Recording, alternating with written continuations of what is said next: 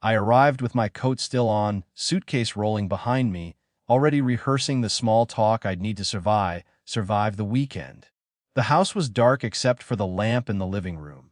No voices, no clatter from the kitchen, no smell of food. I checked my phone thinking I'd mixed up arrival times. That's when I saw the note on the hall table. My mother's handwriting, rounded, optimistic. Gone to a show with your brother's family. Thought it would be good for you to experience caregiving. Back in a few days.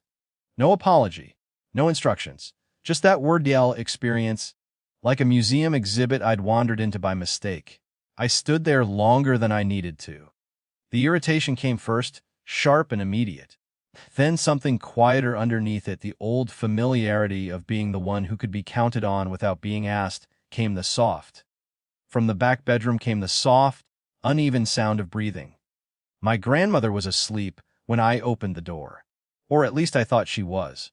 Her hands were folded neatly on her chest, hair brushed, glasses placed within reach. She looked smaller than I remembered, but not fragile in the way I'd prepared myself for. I set my bag down quietly. She opened her eyes. Slowly, deliberately, she swung her legs over the side of the bed and stood. No wobble. No reaching for furniture. She looked at me with something close to amusement.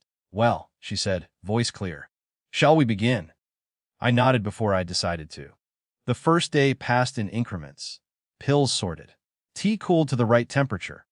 A walk that took 20 minutes longer than it used to. Nothing dramatic, nothing worthy of a story, just attention sustained and unglamorous. I kept waiting for resentment to peak. It didn't. It pulsed instead, rising and falling as tasks repeated. Every time I thought they left this to me, my grandmother would redirect me without knowing it, asking about the weather, correcting how I held her arm, reminding me that the soup needed salt. She didn't thank me. She assumed my presence the way she assumed gravity. That night, I slept on the couch. The house creaked the way it always had, but now each sound felt like information I was responsible for interpreting. I woke twice to check the hallway light. Once because I thought I heard her moving. Once because I realized I hadn't thought about myself for several hours and didn't know what that meant yet. On the second day, she told me stories I hadn't heard before. Not sentimental ones, practical ones.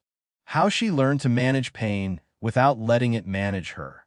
How she knew when to stop asking people who resented being needed. "You can feel it," she said, adjusting the blanket herself when I reached to help. "People think love makes them generous. It doesn't. Choice does." By the third day, I had a rhythm. Not an easy one, but a workable one. I knew which mornings were slower. Which afternoons she preferred silence. I knew when to intervene and when to wait. That was when the nurse arrived. She introduced herself calmly, professionally, clipboard tucked against her side. She asked my grandmother questions first. Then she turned to me. "How long have you been providing care?" I hesitated. 3 days didn't sound like an answer that mattered. She watched me wait, then wrote something down anyway. The visit was brief, but it changed the temperature of the house. What I was doing now had a name. Parameters. Standards. It wasn't an experience anymore, it was labor, and someone outside the family recognized it as such. Before leaving, the nurse asked who was coordinating ongoing care. I gave my parents' names. My grandmother corrected me gently. "No," she said. "They visit. This one stays." The nurse nodded and wrote that down too. When my parents returned that evening, they were cheerful, tired in the pleasant way. They thanked me, casually told I was so good at this. I didn't argue. I didn't raise my voice. I handed them the folder the nurse had left. Schedules, recommendations, next steps, names and numbers. "This is what caregiving looks like," I said.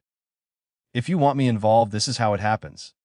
They read more slowly than I expected. No one apologized, no one needed to. Something had shifted, not emotionally, but structurally. The assumption that I would absorb whatever was left behind no longer held. That night my grandmother squeezed my hand once before bed. "You did fine," she said, as if it were a conclusion, not praise. When I left the next morning, I was exhausted in a way that felt clean. I hadn't discovered sainthood or sacrifice. I discovered capacity and its limits.